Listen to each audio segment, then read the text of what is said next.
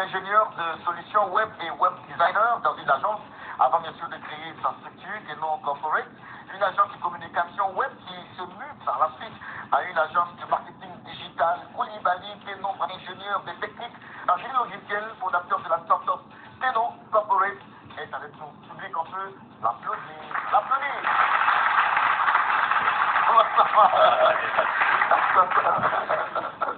Je vous ai dit qu'il est très timide et donc soyez gentils avec lui. Alors, comment ça va, mon champion?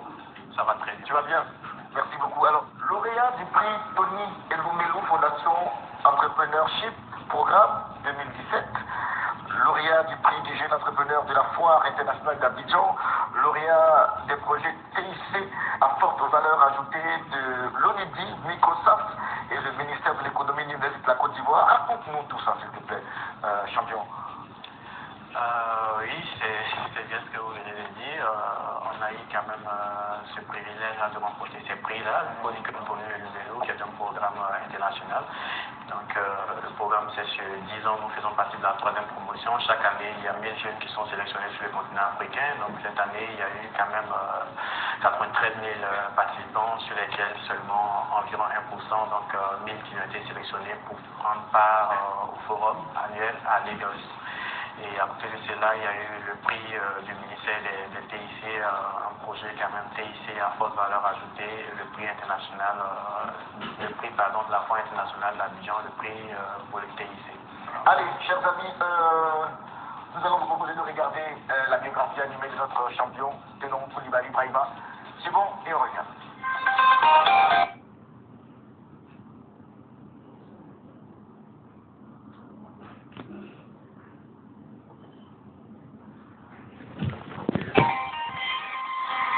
Le 20 décembre 1989, à Konankono, sous-préfecture de Tingrela, au nord de la Côte d'Ivoire, Koulibaly Tenon Brahima est ingénieur des techniques en génie civil, fondateur de la start-up Tenon Corporate SARL. Diplômé en communication visuelle, option webmaster de l'école de spécialité multimédia d'Abidjan. Il a débuté sa carrière en tant que développeur junior dans une agence web conseil en 2011. De novembre 2011 à avril 2013, il a occupé le poste d'intégrateur de solutions web et web designer dans la dite agence. Il est par la suite débauché et d'avril 2013 à mars 2014, il a en charge un nouveau portefeuille, cette fois celui de développeur confirmé au sein d'une holding ivoirienne. D'avril 2014 à juin 2014, Koulibaly Tenon Brahima intervient en tant que consultant pour le compte d'une régie publicitaire avant de créer sa structure corporate, une agence de communication web qui se mue par la suite en une agence marketing digitale.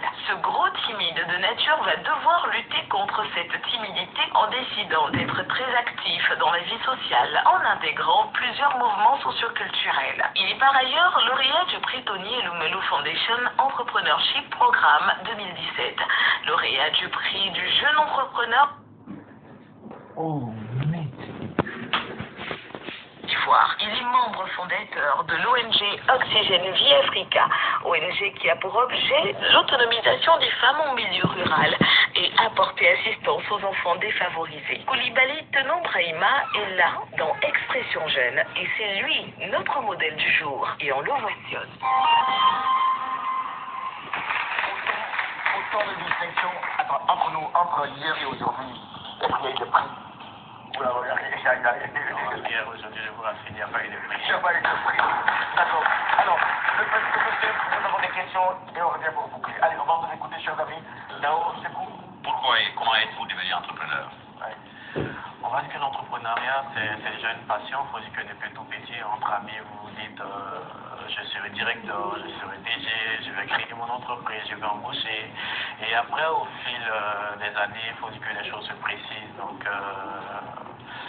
on va dire que c'est une passion. L'entrepreneuriat, c'est quelque chose qui me passionne parce que se réveiller chaque matin, travailler, dormir peut-être à 4 heures du matin, c'est vraiment, il faut être passionné pour le faire. Donc je répondrai simplement que c'est une passion qui m'a poussé en fait à me lancer en fait dans l'entrepreneuriat.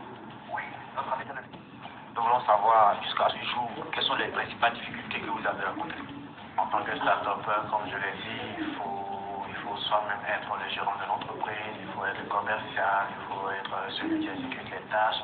Donc toutes ces tâches, on est par moments perdues, mais bon, avec quand même l'aide de certains aînés, donc de certains démoniers. Je pense que vous arrivez à faire face à ça, mais c'est véritablement ça déjà.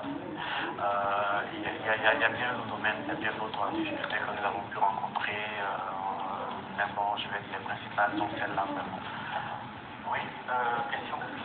Bonsoir, Chanson. J'aime bien savoir à quoi